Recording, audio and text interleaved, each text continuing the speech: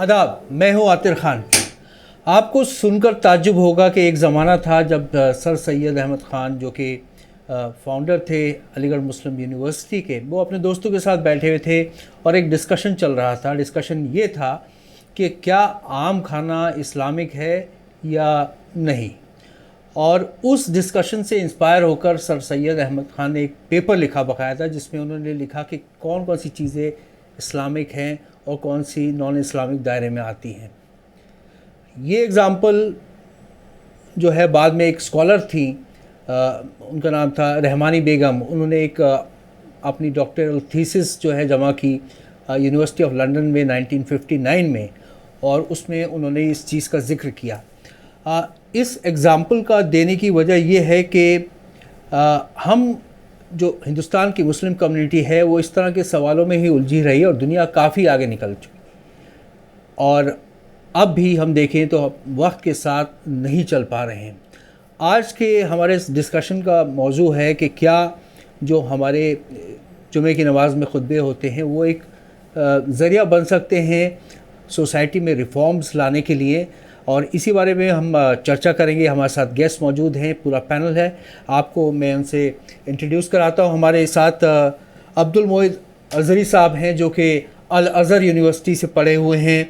उमैर अनस साहब हैं जो कि डायरेक्टर हैं centre for India West Asia dialogue. Major Mohammad Ali Shah साहब हैं शानदार, जो कि फॉर्मर आर्मी ऑफिसर हैं और जाने माने फिल्म एक्टर भी हैं, आज की वक्त में एक बड़े सोशल मीडिया इन्फ्लुएंसर भी हैं।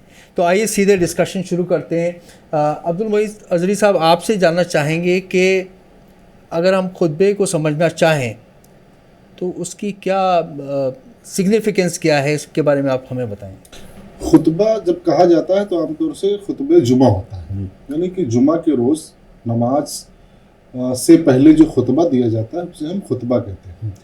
खुतबा में क्या होता था कि पैगम्बर इस्लाम सल्लल्लाहु अलैहि वसल्लम के दौर में जो आयतें नाजिल होती थी या जो अहकाम नए नाजिल होते थे, लोग दूर दराज में अलग अलग जगह पे रहते थे, तो एक दिन इकट्ठा होते थे और पैगम्बर इस्लाम सल्लल्लाहु अलैहि वसल्लम उस पूरे हफ्ते की जितनी भी नई चीज़ें होती थी, नए अहकामात होते थे, नए इरशादात होते थे, नई आयतें होती थी, नए मसाइल होते थे, उन तमाम चीज़ों को जुमा के रोज़ जिक्र करते थे।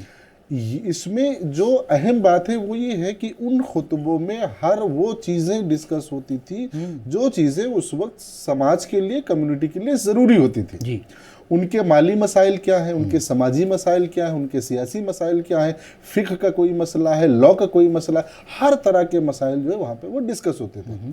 और ये रवायत पैगम्बर इस्लाम सल्लल्लाहु अलैहि वसल्लम से लेकर के तमाम खुलफाए राशिदीन, उसके बाद ये बनु अब्बास, बनु उमय्या होते हुए आज के दौर तक रिवायत तो जारी है। वो कहते हैं कि वो अजान तो रह गई और रूहे बिलाली न रही। ये मसला आज के दौर में हो गया। क्या हुआ कि धीरे धीरे हमारी जो इस्लामिक थियोलॉजी थी वो धीरे धीरे वो डिवाइड होती चली गई कि अब हम जो रिलीजन, हमारा जो रिलीजियस जो टॉपिक होंगे वो नमाज होंगे, रोज़ा, ज़कात, हज, निकाह, तलाक, ये हमारे मसले होंगे। समाज में रोज़ाना उठ रही जो नए नए मसाइल हैं वो हमारे धीरे धीरे मौजू होते कम हो गए। आज जब हम खुतबा देखते हैं तो आज के खुतबों में हमें वो चीज़ नज़र नहीं आती। समाजी तौर पर हमारे मसाइल क्या हैं, हमारे समाजी ताने बाने कैसे हैं, पड़ोस के साथ हमारे ताल्लुकात कैसे हैं, हमारा बच्चा क्या पढ़ रहा है, उसे क्या पढ़ना चाहिए और पढ़ करके उसे किस चीज़ में तरक्की करना चाहिए, कि उसकी तालीम समाज के लिए कितना मुफीद है, मुल्क के लिए कितना मुफीद है, अपने आस पड़ोस के लिए कितना मुफीद है, उसकी तरबियत कैसे होनी चाहिए, अगर उसको क्या कहते हैं कोई बीमारी हो गई है तो बीमारी का इलाज कैसे। तो ये तमाम वो चीज़ें हैं जो हमारे मुद्दे हैं, लेकिन ये हमारे इस्लामिक टॉपिक से ये खत्म हो गए जी। वो धीरे धीरे डिवीजन हो गया उसका, जबकि ये तमाम मुद्दे हमारे डिस्कस होते थे। उसकी वजह क्या हुई? उसकी वजह ये हुई कि इस्लाम जो है दीन के तौर पर हमारे पास है, इन्न दीन इंदल्लाहिल इस्लाम, कुरान ने कहा।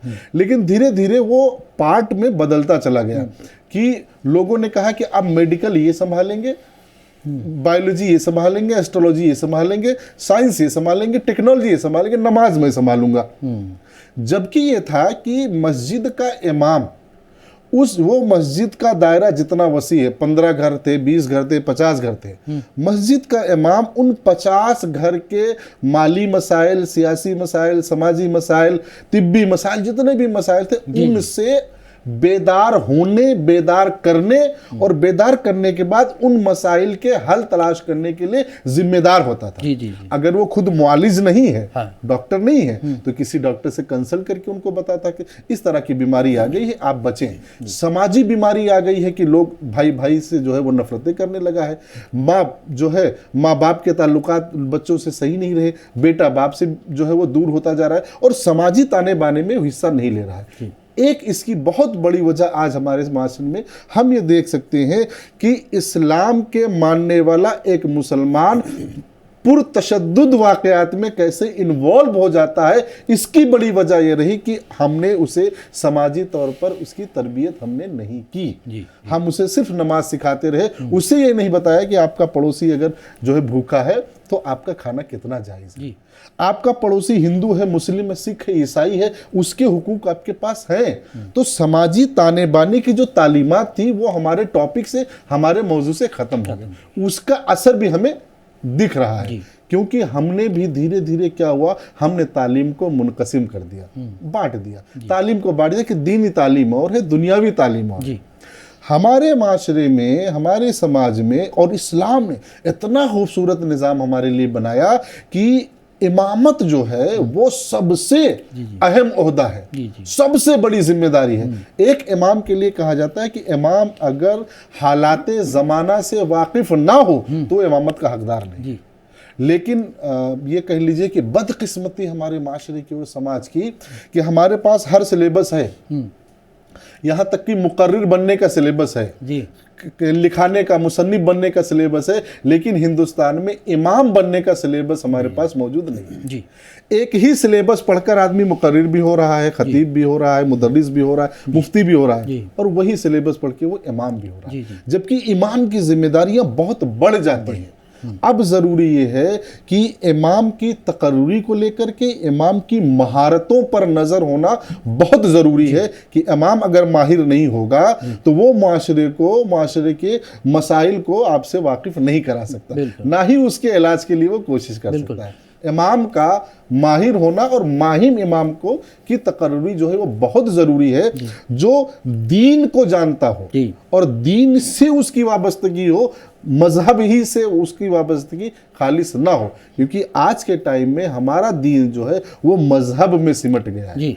दीन में सब कुछ था, मजहब में आपके पास सिर्फ जो है अकाइद और जो है ये कुछ मामलात जो है आपके सामने हो गया, अकाइद और अमाल रह गए हैं। बहुत सारे मामलात हमारे जो है वो डिस्कशन से गायब हो गए। बहुत अच्छी, बहुत ज़रूरी ये है खुतबा और इमाम अगर इस जगह पर अच्छी तरीके से काम कर लिया जाए तो हमारा माशरा बहुत ही कम अरसे में बहुत ज़्यादा अवेयर और तरक्की याफ्ता हो सकता है। बहुत अच्छी बात की आपने।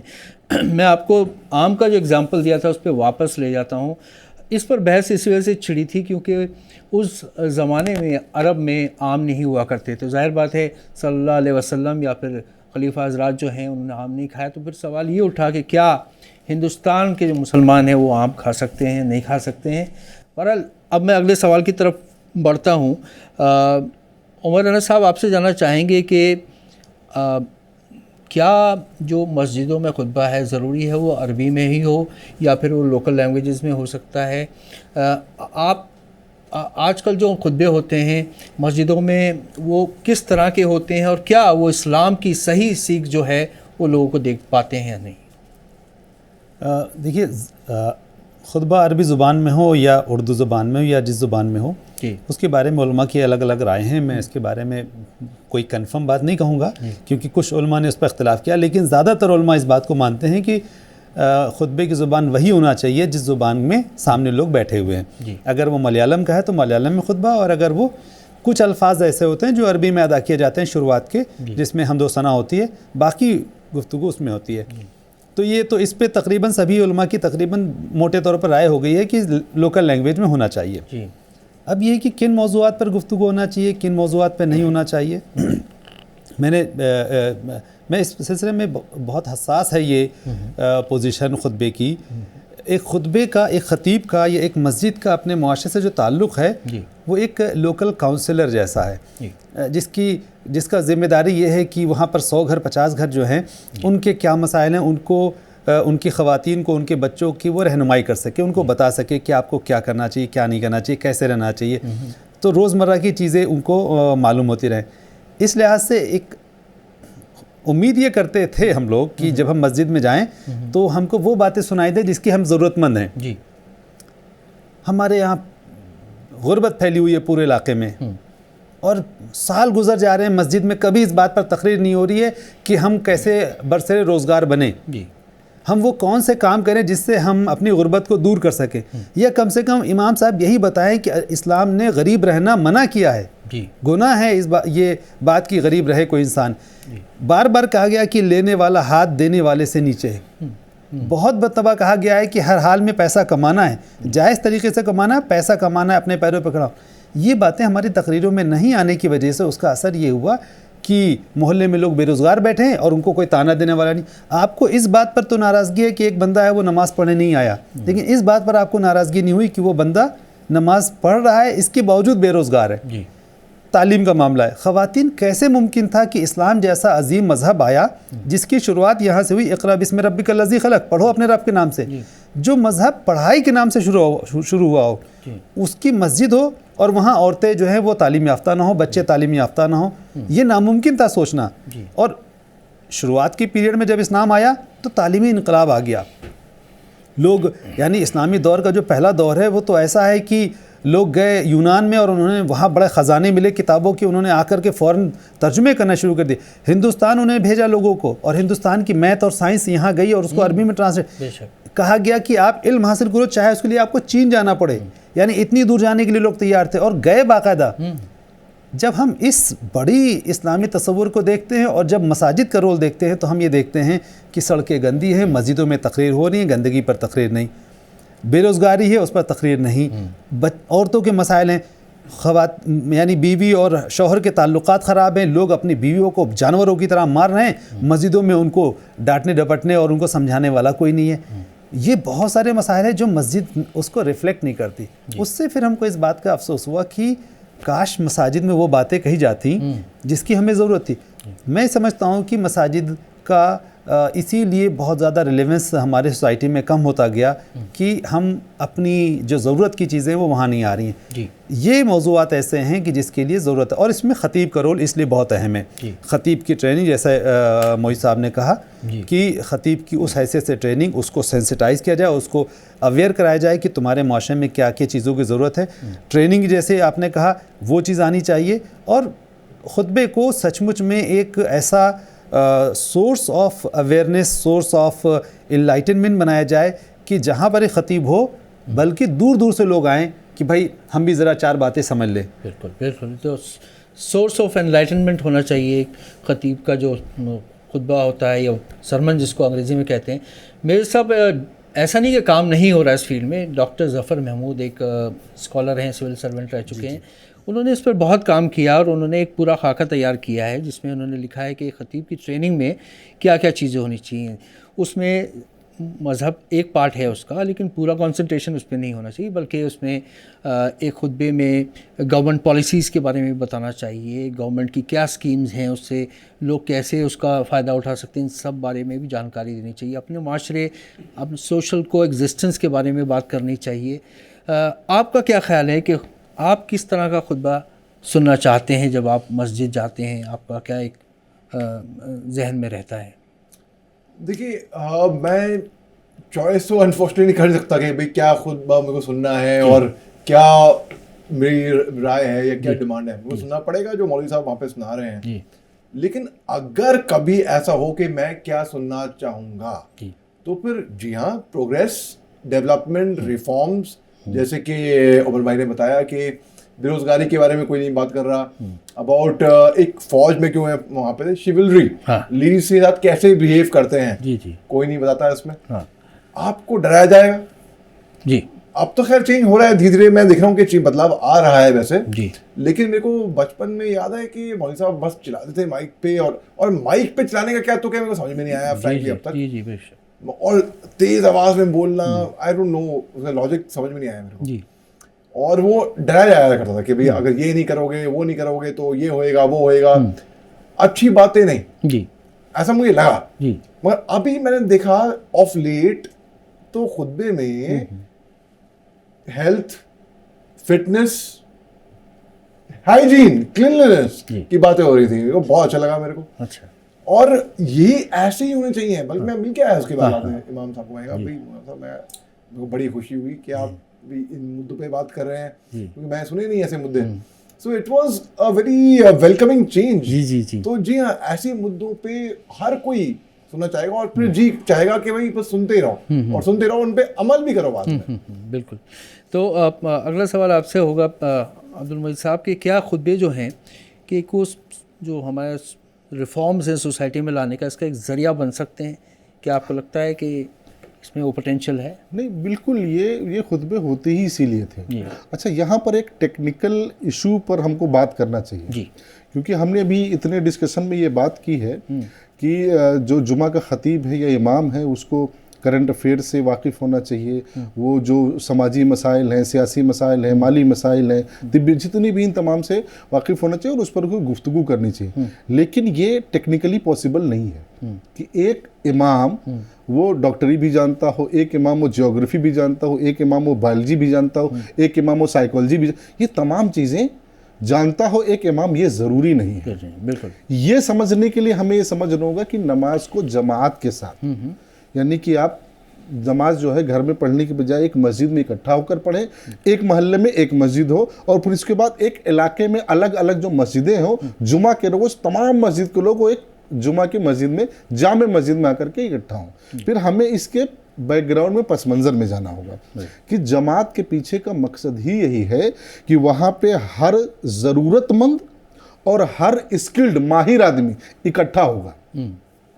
तो अब इमाम की वाकफियत जो है वो डॉक्टर से भी है, इमाम के पास इंजीनियर भी आ रहा है, इमाम के पास डॉक्टर भी आ रहा है, इमाम के पास माहिर तिब भी आ रहा है, इमाम के पास माहिर नफ्सियात भी आ रहा है। हर उलूम का जो माहिर है वो इमाम के साथ मुताल्लिक है। अब इमाम उनकी फील्ड के मशवरे लेकर के अपने खुतबे में उसको इस्तेमाल करके लोगों के लिए मुफीद बनाएगा। जी जी एक तो ये ब्रीफ दिया और फिर उसके बाद वो लोगों को कंसल्ट करेगा कि फला साहब से इस मामले में इनसे साहब से मिल लो, तो ये हो गया। यही वो चीज़ है जिसकी बात आपने कही है। क्या ये टूल बन सकता? बिल्कुल बन सकता है, बल्कि यही टूल था। क्या और क्या जरिया था? आप ये 20 की हमारे जितने भी जो मीडियम्स हैं जी, चाहे ये क्या कहते हैं वसाइल हैं, तालीम के बहुत सारे वसाइल बढ़ गए हैं, टेक्नोलॉजी बढ़ गई है, कम्युनिकेशन के बहुत सारे टूल्स हमारे आ गए, लेकिन ये 90s 20s की जो है वो इजादात है, वो 18s में 70s में और उससे पहले कहाँ थे? तो उससे पहले यही तो था। राइट। खुतबे के ज़रिए से, ख़त रसालत के ज़रिए से, लोगों को पैगाम रसानी के ज़रिए से, और एक जगह इकट्ठा होकर के एक दिन मुतय्यन होता था। ये जुमा का दिन जो है ये मुसलमानों के यहाँ ही नहीं, ये तकरीबन मालूम तारीख़ के एतबार से हर कम्युनिटी में हज़रत आदम से लेकर हज़रत ईसा तक जो मालूम तारीख़ है उसके मुताबिक एक दिन मुतय्यन होता था हफ्ते का, जहाँ पर लोग तमाम मसाइल पर गुफ्तगू करते थे और उसका हल निकालते थे। जी। ये लेट आप एक ही तारीख ऐसी मालूम में आई है वो ज्यूस की, जिन्होंने जुमा के बजाय सैटरडे को अपना रखा, सैटरडे को उन्होंने खास रखा। तो सैटरडे के दिन पहले में क्या होता था कि वो फुल्ली कट आउट हो जाते थे कम्युनिटी से कि अब इस दिन हमें जो है किसी से बात करनी है, जब मीटिंग करनी, कोई और काम नहीं, दरवाजे बंद, कोई मुलाकात नहीं, अब सिर्फ हमें जो है अल्लाह अल्लाह करना, जो उनके अपने टीचर से। इस्लाम ने कहा कि इज़ा नूदिया लिस्सलाति मिन यौमिल जुमा फसअू इला ज़िक्रिल्लाह, कि जैसे जुमा का मामला हो तब फिर सारे कारोबार छोड़ करके पहुंचो। और एक इम्पॉर्टेंट चीज़ खुतबे जुमा को लेकर के, खुतबे जुमा ज़ोहर के वक्त है और ये जो जुमा है ये ज़ोहर का बदल है जी। और ज़ोहर में होती है 4 रकात फ़र्ज और जुमा में होती है 2 रकात। 4 की बजाय 2 किया गया और जो 2 बचा है ना वही 2 है जो खुतबा। सही है। यही वजह है कि कहा गया है कि जब खुतबा हो रहा उस वक्त कोई नफल नहीं पढ़ी जाएगी, कोई वजीफा नहीं होगा, कोई दरूद नहीं होगा, एकदम साइलेंट, क्वाइटली चुप, इतना चुप कि बगल वाले की आवाज नहीं। क्यों? क्योंकि जो खतीब जो खुतबा देने जा रहा है बहुत इंपॉर्टेंट है, उसकी इंपॉर्टेंस को बताने के लिए कहा गया कि आप एकदम चुप रहो। और फिर उसके बाद उसको भी काउंटर किया कि ऐसा मत करो कि पूरा का पूरा दिन आप बैठे रहो, नमाज हो जाए और भी बैठना हो तो बैठ जाओ, लेकिन अब जा सकते हो, आप जरिए माश ताल जो है तलाश करो, फन तशरू, आप बिखर जाओ, जो तुम्हारी ज़रूरतें हैं वो आप करो। तो ये बहुत ज़रूरी है। और एक रीज़न पर और गौर होना है कि आज के माशरे में हम डिस्कस को तो कर लेते हैं कि इमाम ये नहीं करता है, इमाम वो नहीं करते हैं, इमाम इस लायक नहीं है, इमाम उस लायक। इमाम को जब हम रिक्रूट करते हैं तो हमारी उनसे एक्सपेक्टेशंस क्या हैं? हम इमाम को एज आ जो एम्प्लॉय, या एक लफ्ज़ है जो थोड़ा सा गैर मुनासिब है, नौकर, वो नौकरी के लिए हम इमाम को रखते हैं। अब नौकरी के लिए वो 5 टाइम नमाज पढ़ाने के बाद वो भी क्यों करेगा? तो जब आप खादिम लाओगे, जब आप माहिर लाओगे, जब आप मुआलिज लाओगे जो आपका इलाज करेगा, तो उसके हिसाब से आप रिक्रूट करोगे। और आप ये कि सिर्फ भैया 5 वक्त आओ और हमको नमाज पढ़ा दो बस, तो उसी हिसाब से आदमी आएगा। तो बदलाव जो है वो हर जिहत से ज़रूरी है। माहिर इमाम भी हो तो उसका रिक्रूटमेंट का प्रोसेस भी हो, और रिक्रूटमेंट के प्रोसेस में वो माहिर हो, उसके लिए सिलेबस भी हो, उसके लिए ट्रेनिंग भी हो। तो जब तक हर 4 जानिब से हमारी जो है वो ज़रूरतों के लिए तलाश नहीं किया जाएगा, अब उसमें हर तबके का आदमी शामिल होना चाहिए। अब किसी मौलवी के बारे में छोड़ दिया गया कि अब मौलवी कह रहे, अगर उस माशरे में कोई इंजीनियर है, कोई डॉक्टर है, कोई साइंटिस्ट है, कोई दूसरे पेशे से, कोई बिजनेसमैन, उसकी भी उतनी ही इक्वल रिस्पॉन्सिबिलिटी है अपने समाज की तरक्की के लिए कि वो इमाम से मिलकर के अपनी महारत उसके सामने रखे और इमाम अपनी महारत अपने सामने रखे, तिजारत वाला बिजनेसमैन आदमी अपनी महारत अपने सामने रखे, और जब वो कलेक्टिवली एफर्ट किया जाएगा तो समाज में तब्दीली होंगी। आज का यह हाल ये है कि हम एक दूसरे को जिम्मेदार ठहराने की कोशिश कर रहे हैं कि समाज की बुराई के लिए इमाम जिम्मेदार है। इमाम कह रहा है कि ये जो प्रोफेसर लोग होते हैं इनको कौम से कोई मतलब नहीं होता। प्रोफेसर कहते हैं मौलवी को तो कुछ आता ही नहीं है। डॉक्टर कहते हैं इनके पास बैठो तो ये वही बातें करते हैं। सबकी इक्वल रिस्पॉन्सिबिलिटी है और इक्वली आपको डिस्ट्रीब्यूट करना होगा अपनी रिस्पॉन्सिबिलिटी को अपनी कम्युनिटी के लिए। उनकी भी जरूरत है, तुम्हारी भी जरूरत है, इनकी भी जरूरत है, हर एक की जरूरत है, तभी जाकर के आप इस पे कर पाएंगे। तो इसको बहुत ही सीरियसली लेने की जरूरत है। कम्युनल हार्मनी के लिए, आपसी मेल जोल के लिए, और जो हमारा क्या कहते हैं पड़ोस के साथ अच्छे ताल्लुकात होने चाहिए, चाहे वो मुस्लिम हो चाहे गैर मुस्लिम हो। ये जो खतीब है, ये जो खुतबे जुमा है, ये बहुत इंपॉर्टेंट है। ये क्यों? उसकी वजह यह है कि आज के दौर में भी अगर देखें कोई दूसरा आदमी, जैसे कि नन क्लरिक आदमी, अगर वो कोई प्रीच कर रहा है, कोई तकरीर कर रहा है, कोई खुतबा दे रहा है, वो हमारी कम्युनिटी में उतना रिलेवेंस नहीं है। वो कुछ भी कर ले, वो अमेरिका का सबसे बड़ा साइंटिस्ट हो और हमारी कम्युनिटी में आकर के वो मस्जिद में खड़े होकर के ऐलान करे, वो उतना रेलेवेंस नहीं होगा, वो उतना ऑथेंटिक नहीं होगा जितना ऑथेंटिक उस मस्जिद का उसी गांव में पड़ा हुआ एक इमाम होगा। भले से उसके पास नॉलेज कम है, भले से उसके पास एक्सपीरियंस कम है, लेकिन उसकी रिलेटिविटी जो कुरान और हदीस से है, उसकी वजह से जो ऑथेंसिटी आती है वो उसमें ज्यादा आती है। यही वजह है कि सबको मिल करके उस ऑथेंसिटी को और ज्यादा मजबूत करने की जरूरत है कि तुम अपने एक्सपीरियंस उसके साथ शेयर करो, अपने एफर्ट उसके साथ शेयर करो, तो उसे और ऑथेंटिक बना सकते हो। और आपका विजडम और उसका जो कम्युनिटी के साथ रिलेटिविटी है, ये जब दोनों चीजें मिलेंगी तभी जाकर के कोई नतीजा, कोई तब्दीली और कोई चेंजेस आ सकते हैं। अदरवाइज एक दूसरे पर इल्जाम देने से नहीं होगा। हर जिहत से मसले को सोचने की जरूरत है। महज हमारे अमल देख करके उस पर टिप्पणी करना ये मसले का हल नहीं है। अमल के पीछे के वजूहात क्या है, यानी कि बीमारी को आपको जड़ से खत्म करने की जरूरत है। अब बीमार को मारते रहोगे, बीमारियां तो बढ़ती रहेंगी। बहुत अच्छी बात कही आपने। उमर साहब, आपसे जानना पड़ेगा आप क्या कर सकते हैं जो खतीब हैं उनको हम किस तरह ट्रेन करें कि वो एक रेलेवेंट जो है, जिसका एक यूटिलिटी हो, इस तरह के खुतबे दे सकें जो लोगों को एक विजन, एक जो गाइडेंस दे सकें। अल्लामा इकबाल ने एक लफ्ज़ इस्तेमाल किया था इमामों के लिए कि 2 रकअत के इमाम कहा था। वो इस वजह से कहा था क्योंकि हमारे मुआशरे ने इमामों को उसी नज़र देखना शुरू कर दिया और इमामों ने भी अपने को उसी नज़र से। सबसे पहला बड़ा काम जो है वो ये है कि सोसाइटी को और सोसाइटी में पढ़े लिखे लोगों को ये बात समझनी होगी कि मस्जिद एक बहुत ही इम्पोर्टेंट इंस्टीट्यूशन है, वो किसी ऐसे अनट्रेंड अनप्रोफेशनल इंसान के हवाले नहीं की जा सकती। एक इंसान जिसकी ज़िम्मेदारी में 500 लोग नमाज़ पढ़ते हैं, उसकी बातचीत सुनते हैं, उसके बातों से मुतासिर होते हैं, उस शख्स का बहुत ही ट्रेन होना, पढ़ा लिखा होना, महज़ब होना, बहुत ही सेंसिटिव होना, चीज़ों को समझने वाला होना, लोगों से हमदर्दी और मोहब्बत रखने वाला होना, लोगों के बीच में डिविजिव पॉलिटिक्स ना करने वाला होना, ये चीज़ें बहुत ज़रूरी हैं। अब इस कैरेक्टर का इमाम तलाश करना बड़ा मुश्किल हो गया है, क्योंकि ना तो हमारा मुआशरा उसको देने के लिए तैयार है।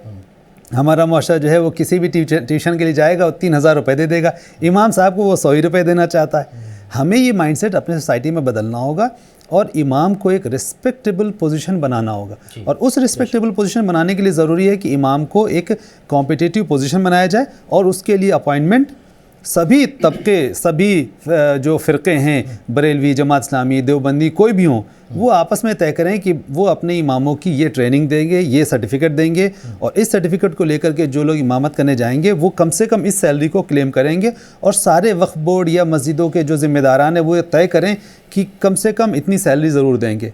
आप एक रख दीजिए कि ये 15 स्किल्स हैं, जो हाईएस्ट इसमें होगा उसको हाईएस्ट सैलरी मिल जाएगी, जो इसमें लोवेस्ट होगा उसको कम से कम सैलरी मिलेगी। उसके लिहाज से वो आते जाए। उससे क्या होगा कि जो अच्छे लोग हैं सोसाइटी में वो इमाम बनना चाहिए। मैं एक एग्जांपल देना चाहता हूँ, ये बिल्कुल ज़रूरी नहीं है इमाम बनने के लिए कि सिर्फ एक मदरसे से पढ़ा हुआ तालिब इल्म जो है वो इमाम बने।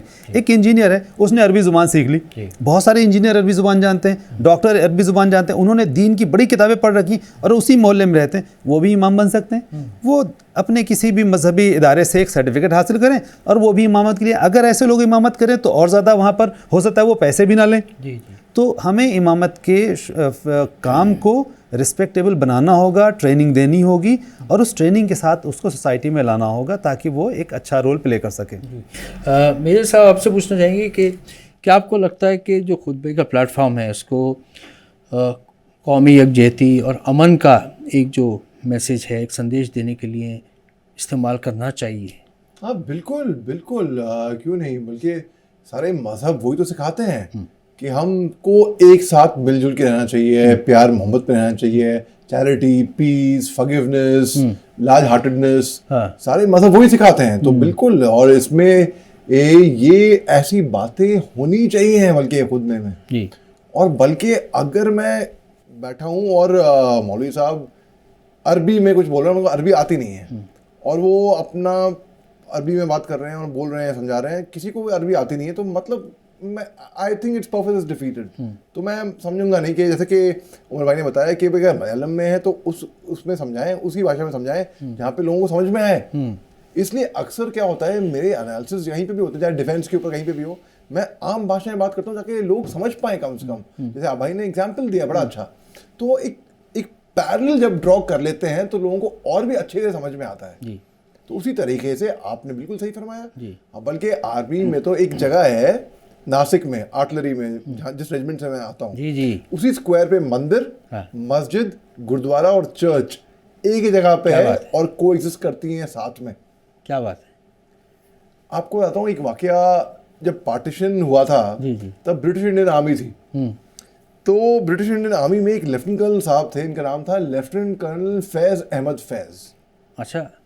फिर ये पाकिस्तान आर्मी में गए, मगर उसके बाद इनको अरेस्ट कर दिया गया और ये 4 साल प्रिजन में रहे जी पाकिस्तान में।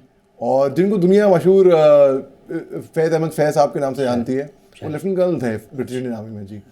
तो उसके बाद वो यूगोस्लाविया चले गए, इवेंट इन एग्जाइल, वो वापस आ नहीं पाए उसके बाद अपने मुल्क। उन्होंने एक बड़ी खूबसूरत नज़्म अपने मुल्क के लिए लिखी थी दरअसल जी। वो थी जो बाद में बॉलीवुड ने अडैप्ट किया उसको, बॉलीवुड ने भी क्योंकि रोमांटिक टर्न दे दिया। हालांकि वो रोमांटिक टर्न के अंदाज से नहीं लिखी गई थी, वो लिखी गई थी अपने मुल्क के लिए। उन्होंने लिखा था, मुझसे पहली सी मोहब्बत मेरे महबूब ना मान। आपकी इजाज़त से खान साहब, अगर मैं इरशाद जी। तो उन्होंने लिखा था, मैं समझा था कि तू है तो दरख्शां है हयात, तेरा गम है तो गम दहर का झगड़ा क्या है, तेरी सूरत से है आलम में बाहरों को सबात, तेरी आंखों के सिवा दुनिया में रखा क्या है। तू जो मिल जाए तो तकदीर निगूं हो जाए, यूं ना था मैंने फ़कत चाहा था यूं हो जाए, और भी दुख हैं ज़माने में मोहब्बत के सिवा, राहते और भी हैं वस्ल की राहत के सिवा। अनगिनत सदियों की तारीख वही माना तलिस्म, रेशमो अतलसों का ख्वाब में बुनाए हुए, जा बजा बिकते हुए कूचो बाजार में जिस्म, खाक में लिथड़े हुए खून में नहलाए हुए जिस निकलते हुए अमराज के तरुणों में, लौट जाती है उधर को भी नज़र क्या कीजिए, अब भी दिलकश है तेरा हुस्न मगर क्या कीजिए, और भी दुख हैं ज़माने में मोहब्बत के सिवा, राहते और भी हैं वस्ल की राहत के सिवा। अब अगर इतनी खूबसूरत ये इन्होंने नज़म लिखी है, जी क्या बात है, शुक्रिया। अब अगर लोगों को समझ में ना आए ये इतनी खूबसूरत नज़म होने के बाद, और फिर आप बॉलीवुड कहीं पे भी आप इसको एक रोमांटिक टर्न दे देते हैं, उसको आप एक, तो इट सेंस पूरा मतलब ही चेंज हो जाता है। तो ठीक उसी तरीके से ये भी मैंने एक पैरेलल ड्रॉ कर रहा हूँ यहाँ पे। तो अगर जो खुतबा आपको दे रहे हैं उनका मतलब है ही मीन्स टू से दिस, आप समझे नहीं क्योंकि आपको वो भाषा नहीं आती, पहली बात तो आप केवल बॉडी लैंग्वेज से, उनका एग्रेसिवनेस से, उनके चीखने, आप और कुछ उसको, तो आपने बिल्कुल सही फरमाया। बल्कि जो मेरे जो दोस्त हैं जो मुसलमान नहीं हैं, वो सोचते हैं कि जब मस्जिद के अंदर जुम्मे पे ख़ास तौर से पता नहीं क्या सिखाया जा रहा है। हम लोग हमारे अनुमान तौर पे मुसलमानों को भी एक, ना सबकी बात नहीं कर रहा, बचपन में ये है कि आरएसएस की शाखाओं में पता नहीं क्या सिखाते हैं, तलवार लाठी मारना, लोग सोचते हैं ऐसे अनुमान तौर पे, ऐसा हालांकि ना हो, ऐसा हालांकि ना हो। वैसे ही गलतफहमी लोगों को मदरसों के बारे में कि मदरसों में क्या सिखाया जा रहा है, मैं क्या सिखाया जा रहा है, तालीम हासिल कर रहे हैं वही बच्चे। मैं भाई बड़े मैं तो कह रहा हूँ vice president of India, president of India जो मदरसों से आए हैं, बिल्कुल पढ़े। राजा राम मोहन रॉय जिनकी मैं बात की थी पहले, सोशल रिफॉर्म, वो मदरसे में पढ़े थे। बल्कि राजेंद्र प्रसाद जी वो मदरसे में पढ़े थे। तो लोगों को, हाँ, तो लोगों को इल्म नहीं है उसके बारे में। जी इसमें एक चीज अगर ऐड कर सके बस 1 मिनट में, एक भाई ने भी और सर ने भी ये बात कही, जबान, चूँकि ये सही है कि खुतबे की जो ज़बान है वो अरबी है, और इसमें उलमा का इख्तलाफ भी हो गया है कि वो जो खुतबे हैं वो अरबी में हो सकते हैं या उर्दू में हो सकते हैं। तो हमारे यहाँ पे इंडिया में बाद में अभी उलमा ने एक उसका जो है अल्टरनेट निकाला और एक सब्स्टिट्यूट निकाला कि 2 वक्त में उसको जो है वो डिवाइड कर दिया। यानी कि जो अरबिक का खुतबा, जो ओरिजिनल खुतबा है, उससे पहले तकरीर का एक निकाला है कि जो आप खुतबा देने जा रहे हैं उसी खुतबे को आप सबसे पहले अपनी लोकल ज़बान में तकरीर के तौर पर आप उनको समझा दीजिए कि जो टॉपिक है बेसिकली, क्योंकि खुतबे में हमद है, फिर सना है, फिर खुलफा का नाम है और कौन किस फील्ड में माहिर था। एक बहुत इंपॉर्टेंट चीज़ उसके फॉर्मेट में ये है कि अगर अबू बकर सिद्दीक थे तो उनका क्या स्पेशलाइजेशन था, और उमर फारूक थे तो उनका क्या स्पेशलाइजेशन था, बाकी सहाबा थे तो वो भी हमारे लिए एग्जाम्पल थे। सदाकत की बात हो तो इनको देख लो, अदालत की बात हो तो इनको देख लो, फ़िक्र की बात हो तो इनको देख लो, हुकूक निभाने की बात हो तो इनको देख लो, वफादारी की बात हो तो ये एग्जाम्पल सेट थे। यही वजह है कि वो एक जो पूरा फॉर्मेट है उसको एज इट इज रखा, और जो उलमा ने कहा कि अच्छा ठीक है, ज़बान का जहाँ तक मसला है तो उससे एक सब्स्टिट्यूट निकालो। और आज हिंदुस्तान के अक्सर मस्जिदों में, साउथ में तो हो सकता है क्योंकि वहाँ पे उनका अरब से कनेक्शन है तो वो अरबिक को समझ लेते हैं कुछ केरला वगैरह में, लेकिन यहाँ पर उर्दू में तकरीर, मलयालम में, तेलुगु में, मराठी में, गुजराती में, पंजाबी में, अलग अलग रीजनल जगहों पर वो है। उसमें ये कर होना चाहिए कि जो खुतबा के मौजू हैं, जो खुतबा के मकासिद हो, उन्हीं पर तकरीर हो। यानी कि उम्मत के मसाइल पर तकरीर हो, उम्मत को मसाइल में उलझाने वाली तकरीरें ना हो। अफसोस ये है कि हम उम्मत को मसाइल से निकालने के लिए मस्जिद में खुतबा देने के लिए जाते हैं और जब वापस आते हैं तो 4 मसाइल और लेकर के आ जाते हैं। आज की तारीख में हम आम खाते हुए बिल्कुल हिचकिचाते नहीं हैं, और जल्दी गर्मी आ रही है और आप भी आम खाएंगे रमज़ान बाद। सऊदी अरब के भी लोग आजकल आम खाने लगे हैं, लेकिन जिस रफ्तार से सऊदी अरब में तब्दीलियां आ रही हैं उससे हमें कुछ सीखना चाहिए। और जहाँ तक हिंदुस्तान का सवाल है, हमें अपने अगर मुआशरे को सुधारना है, उससे रिफॉर्म्स करने हैं, उनकी सूरत हाल को बेहतर करना है, तो हमें जो ख़तीब हैं, जो खुतबा देते हैं मस्जिदों में, उनके स्टैंडर्ड को इम्प्रूव करना पड़ेगा। उसके लिए उलेमा इकराम जो हैं उनका बहुत बड़ा रोल होता है। हम उम्मीद करते हैं कि वो अपनी ज़िम्मेदारी को समझेंगे। इसी के साथ ही मैं अपने सभी मेहमानों का शुक्रिया अदा करता हूँ, वो आए, उन्होंने हमें यहाँ टाइम दिया। हम जल्द ही हाज़िर होंगे एक और मौजू के साथ, इतने ही दिलचस्प मौजू के साथ बहुत जल्द। तब तक के लिए आदाब।